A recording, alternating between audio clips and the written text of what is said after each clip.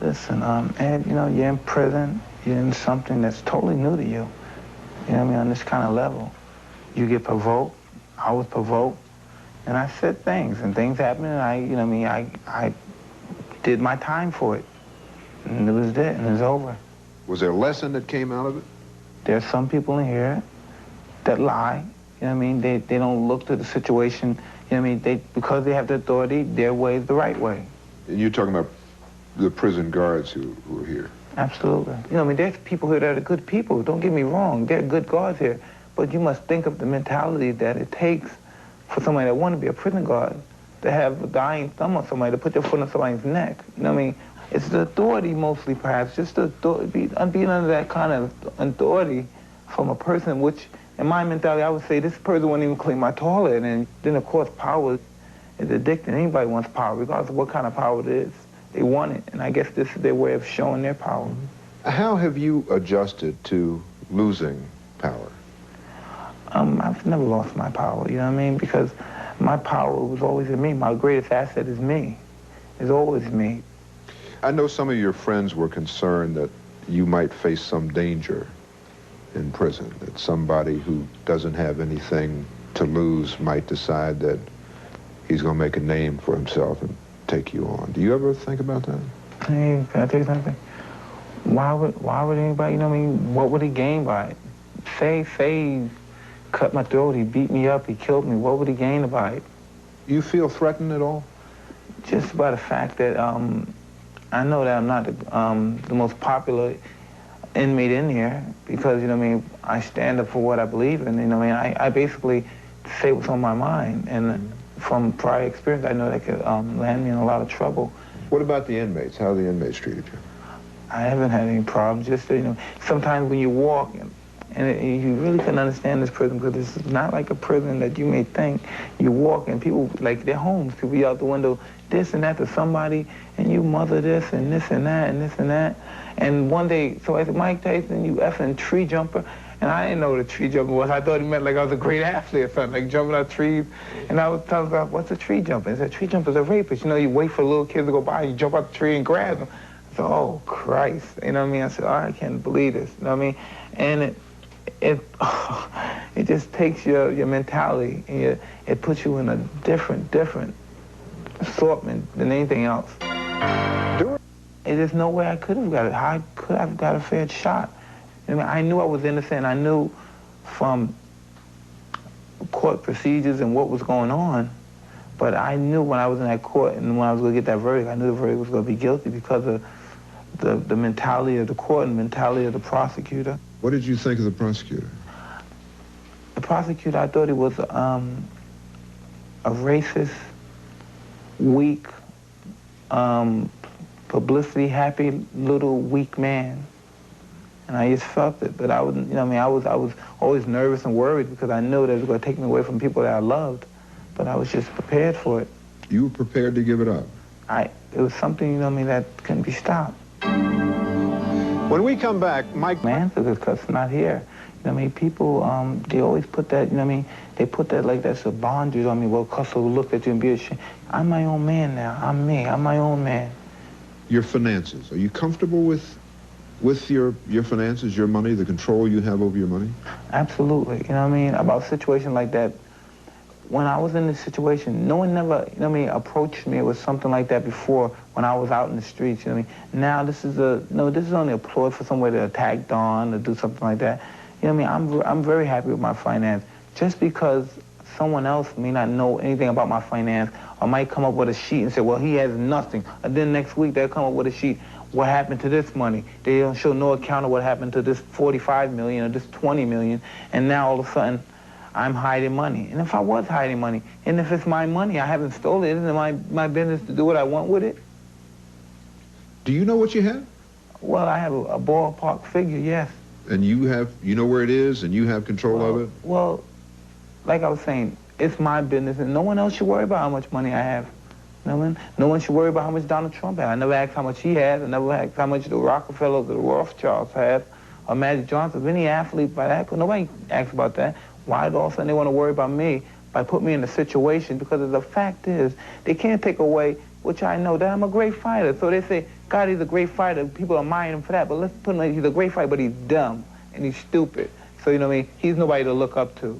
But because that's okay, because only time will tell. I mean, that's just time will tell. You mentioned Don King. What about Don King? No, Don King is just like anyone else. Anybody else that's in big business. He's competitive. He competes with them. You know what I mean? He's the best at what he does, whatever it is. If it's, you know what I mean? He broke all the records, all the P.T. Barnum, Ziegfeld records. He, you know what I mean? He breaks all those records.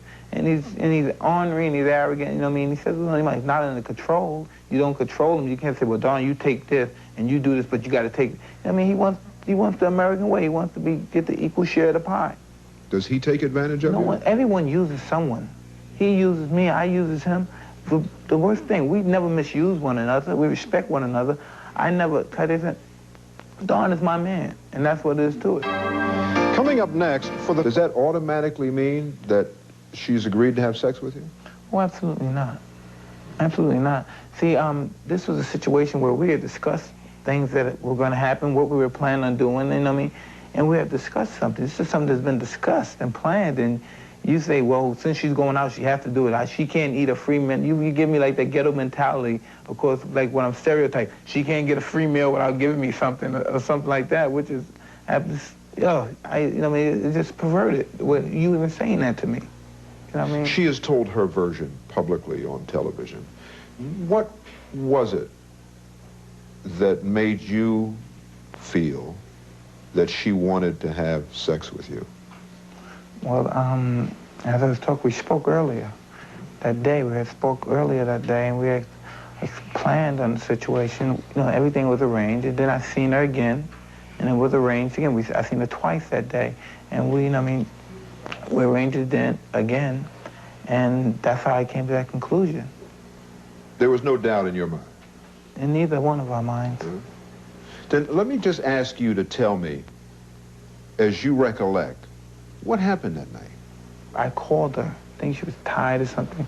I said, don't worry about it. Just comb your hair and put water in your face. And I asked her to wear something short, like a short dress or some wide, loose, baggy shorts. And she came in the car, we kissed, and we were making out, okay? Fooling around, and then we drove right around the corner to my hotel room. We got out of my hotel room, we went upstairs, and we went in my room. So when I closed the door, we went in my room, we sat on my bed, she sat on my bed in somewhat of a Buddha position, you know, when the legs are crossed. And she was talking, and we started kissing. And she started pulling off her clothes, she was getting hot, she was getting aggressive. And I started, we had oral sex, and then eventually we had vaginal sex. And after it was over, I invited her to stay. I said, because I'm tired, perhaps, because you had to get up at around 5 or 6, and I had to leave at approximately 2 hours. We both had the same schedule, approximately, but she didn't want to do, but she wanted me to walk her downstairs, and I didn't want to walk her. I said, well, my limo's downstairs, you could take the limo, but I'm sorry, I'm tired, and I have to get up, and I just can't walk you. Maybe I should have just walked her downstairs or something. We should never cry over spilled milk, of course, but maybe I should have just walked her downstairs, you know, it's Christ. And the next week I heard about this. And you're saying that she never said no? Oh, absolutely. Now, she said that I hit him, I cried, I did anything to get him to stop, nothing worked. Oh, right, really, please. You know what I mean? Come on, that wasn't true. In a hotel room, in the middle of the night, where you know walls probably echo because it's so quiet, you know, and she screamed, and then she's gonna say she's in shock. She walked downstairs. Evidently, me, the person, you know what I mean, she told me she's been sheltered, please. And if anybody would attack me, as soon as I get out in the hallway, I'm gone. I lost it. I'm in the twilight zone. Woo, help, yes, help, right here, knocking on people's doors. Coming, this guy's right in here. Please help me, or whatever. You know what I mean? That's absurd. Well, I'm scared because he's Mike Tyson. That's, I mean, they insult the American intelligence, you know what I mean, to believe something like that. You know, this is something, I mean, that you don't have to be F. Lee Bailey. I mean, you don't have to be F. Lee Bailey at all to decipher the bull crap. You know what I mean? And it upsets me so much because there's people out there, you know what I mean, that have that kind of mentality you know what I mean, that will believe, you know what I mean? It just is, it's astonishing that what people believe. The truth of the matter of what happened that night then is what? That she was not raped. The Indian got you to agree to go into therapy. Is that true? Well, I could give you some answers and you could tell me if they're true, you know what I mean? I never been to therapy. He never told me he wanted me to go to, he never told me personally that he wanted me to go to therapy. He's seen me a number of times after the incident happened. He never confronted me with any issues about that or anything. You know what I mean? But, you know what I mean, what Aaron is saying is not true at all. And the women at the contest that day in Indianapolis who said that you fondled a number of women. But listen, you must understand what kind of atmosphere. When you make that statement, you come across as if I just ran in that hall, right, and no, it wasn't like that. It was a joyous atmosphere. People have grabbed me. You know what I mean? They all, like 15, 20, something like, they tagged me, grabbed me, and we're talking crap, and we're speaking as young, healthy, black, you know, young adults do. We're talking crap and this and that, and things occurred. You know what I mean? After this situation happened, and people all start saying, well, maybe I can get something out of it, maybe then their mind, the wheels start rolling in another direction then. But at that particular situation, there was no complaints about anything. So it wasn't initiated by you. You just participated. Absolutely. They come after you as much as you go after them. Please, guys, this is something I don't even have to explain to you. You know what I mean? People know who I am, and people know I have money, and people know I'm young. You know what I mean? So they put the two together: young, black, single, with money, usually by himself, never protective, because that's the kind of guy. I'm always loose. I'm like, and that's dangerous because you gotta use that with the same stereotype as the sheep that flocks away from the crowd, and he's out there, now he's alone. Now the wolves could trap him off, corner him off, and kill him. And that's how my situation was. I'm alone, and that's my only downfall, because that's my nature. I'm always alone. I'm always moving. You think women used you or tried to use you? Of course they did, but look, I looked at it from a standpoint, you know what I mean? I was young, you know what I mean? I wanted to have fun. I enjoyed having fun. And maybe I took it further, maybe me wanting to be with some girl or make love to a girl, whatever. Do that, but they probably had something different, you know what I mean? I had in my mind what I wanted, but they never let me know what they wanted. You know what I mean? So maybe that's my fault for not knowing, not saying, well, what do you want from this situation? You say people who don't know you, people form impressions about you. Here's a guy who is strong, who's black, who's uneducated, who's a heavyweight champion. He thinks he can have whatever he wants. How do you respond to people who look at you and think that that's true? 90%, 80% of the people believe what they read. And, I mean, that has a big effect on people. If they ever got a chance to know me, they would think differently. They would think totally differently. They would know I'm just like everyone. I like to play. I like to fool around. I like to chew fat. You know what I mean? It's like I do basically any young 25-year-old do. I used to, all my life. That's the way I am. I'm just normal. And that's why I'm in trouble, because I'm normal and slightly arrogant. You know what I mean? I get a little arrogant because I'm confident. You know, I know whatever I do, I know I'm the best at it. You know, and people get upset with that. But, you know what I mean? That's a part of me which a lot of people don't like, because a lot of people don't like themselves. And I happen to be totally in love with myself. You know what I mean? People take offense to that. When it comes to Tyson and women, it's often a question of whom you want to believe. Rarely. You went in your cell, and the door was closed, and the lights went out. What thoughts did you have?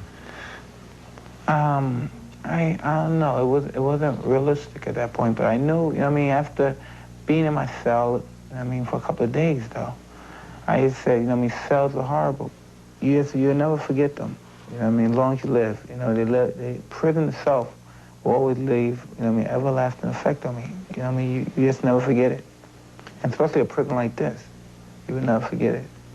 Have you thought about the possibility that you may have to do your time, that the appeal may not be granted? Hey, listen, there's a fact that may happen, you know what I mean? And I look more to a fact that it will happen, you know what I mean? But listen, this is something that I passed, you know what I mean? I'm not dead, you know what I mean? As long as I'm breathing, my brain is functioning, my heart is functioning, I'll prevail. What do you think is your immediate future? I basically, I just keep, you know what I mean, go live day by day and wait for the, you know what I mean, see where the chips drop. I might not even want to box. I've been bored with boxing for 4 years already. I might not even want to fight anymore once I get out. You think about that? No, I never think about fighting, never. You think if you got out, when you get out, you just give it up? Yeah. What would you do? Huh? I'll do something. Cause I'm always going to be on top. Whatever I do, I'm going to be on top of my game. I'm never going to be under drowning. I'm always going to be above sea level. But the boxing gave you something else that you didn't have. You must understand.